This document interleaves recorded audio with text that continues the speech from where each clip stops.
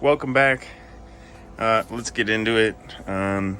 First off, the habaneros, the ones that I transitioned outside, and when I transitioned them outside the first day, they didn't show any signs when I put them outside in the sun. Usually they'll show you when it's time, but usually when you're transplanting little guys outside, leave them out for like 15-20 minutes in the sun and bring them back in the shade, if all that, the first day.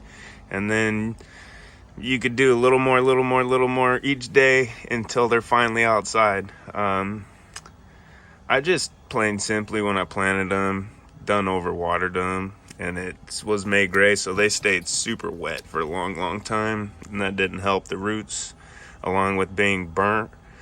So they never came back, and so I figured I'd stop watering them, obviously, because they were so heavy. And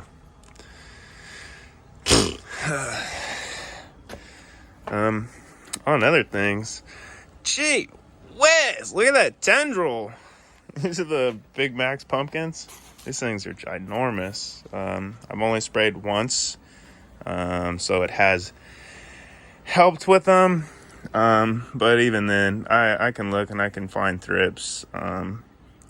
All this is thrip damage. Just little spots. Little annoying spots. That's what the damage looks like. And yeah, so usually when I do my outdoor, I like spraying on Wednesdays and the weekends, at least twice a week, and using at least 2 or 3 different things, switching it up. Never using the same thing back to back, because bugs will get a resilience to it or whatnot. Also, when I spray, I like spraying, around the pots. Creating a border really helps, really does help. That's another thing I didn't do, besides just spraying the one time. So, being proactive is really what the name of the game is. Being super proactive helps a lot. Consistency. Other than that, they're starting to really take off. Really, I wouldn't say, they're really starting to grow long ways, but as far as what they're doing, it's like some Jack and the Beanstalk shit. This is insane. If I did the tendril, that thing's from the tip of my hand, that's almost up to my freaking elbow. That's insane. That's over a foot long. Some of them I'm given just like a skewer in the ground, something to hold on to. So that's cool. Leftover blackberries. I got some bell peppers coming up. They're finally starting to come up. I was starting to overwater the soil, so I started leaving them alone. As you can see how it's bowed, this part got more water than the edges, and the edges are starting to sprout first. So doing that. Habanero or jalapenos over here. They're somewhat popping. I was doing the same thing, overwatering, so I backed off, and now everything's starting to pop off. Some more of the Big Max pumpkins. We got 2, one going that way, one going this way. A lot of action in the flower department going on, but nothing else more than that.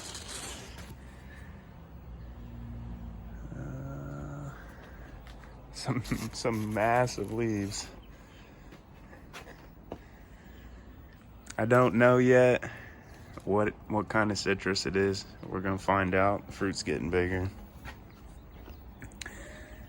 The spraying once helped. I'd cleaned up the bottom. I fed them again today, and I have the cage so when they start growing out, because these things are gonna produce hella peppers, I want to be able to not have the branches break. Same thing I'd do if I was doing outdoor cannabis plants. I'd be putting it in the center and using a smaller first cage. And honestly, I'd take all the branches and I'd work them past this, how I did here. This is my hand and feed line. I have some bigger holes cut here in my cage around. And that's my first one. I'll work them out, this one, and then I'll usually wrap these in another cage, and I'll just keep working the branches out from this point. Again, leaving me a window on the inside here. And we'll just cage them out. And that's what you do with your cannabis plant for outdoor, because they're so big. They can't, you don't want them to have to hold up their own weight, especially when they go into flowers. So you're gonna really want to cage them, give them support, so any way you can. So this one's doing good. This is the ghost pepper. The new growth's doing good. I gotta stay on the spraying. Other than that, I've killed a few crickets over here, and yeah, chugging along. I water this twice a week. That's the olive tree. It got food and it's been getting watered, so it's starting to grow more. Butt joke. Carolina Reaper.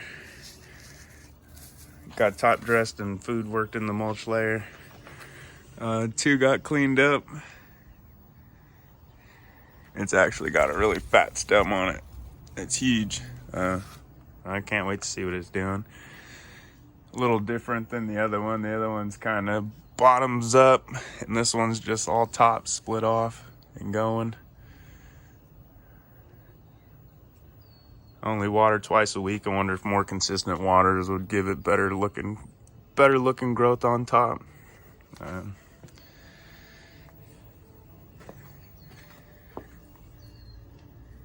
Planting me some red potatoes. I had a bunch of starts that were already almost way past their date, so I just tossed them in the soft pot. It's got like almost like a plastic mesh on it, but it's still breathable. I got it from Grassroots Living Pots. It was like a Mother's Day promotion. It was like a Mother's Day pot, so this was free. It's cool. And then I just waxed one of them today. That's why there's so much of an open hole. He was there. So now there's 2 of them. I figure going one way, one the other way. I should just wax one and have one per pot. 65-gallon Grassroots Living pot. I should just wax them and just have one per pot to see, because there's only going to be 1 pumpkin per pumpkin vine, however you want to call it.